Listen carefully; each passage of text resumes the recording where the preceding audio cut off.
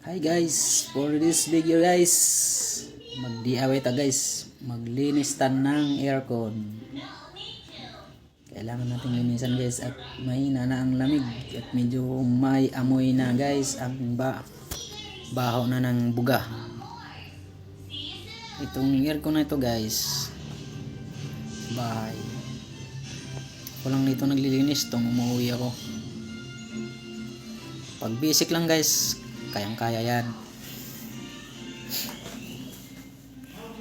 Sa bagay ngayon, ang mga aircon ay madali lang naman kasi replace lang naman yan. Basta alam mo yung parts saan ikakabit, salpak lang salpak.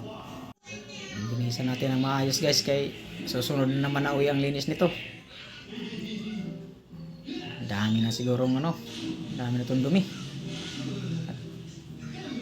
Kakaiba na yung amoy guys, aircon.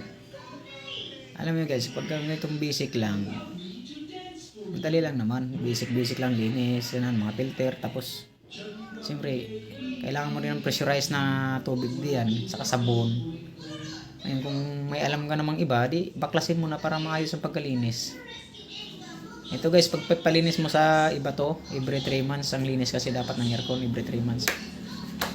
Sa akin lang every 3 months ako para maganda talaga ang ma-maintain mo talaga yung ng aircon, lalo na pagkatabing kalsada ka kasi maalikabok guys, na sip ng likabok yung aircon, mabilis dumo.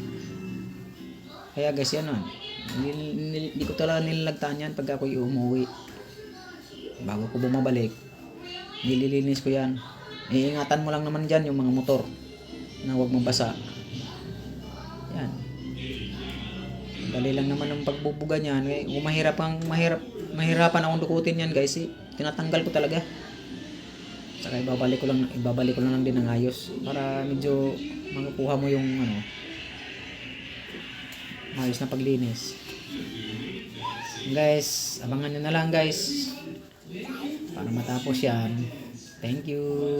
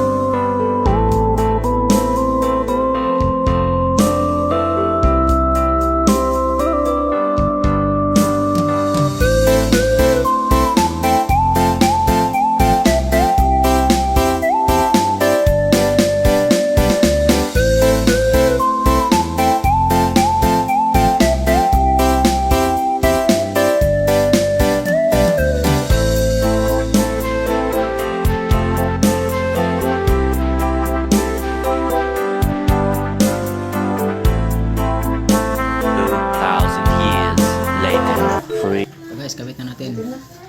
Pumasa muna natin. Ayan na. Magkana naman pala guys. Thank you guys.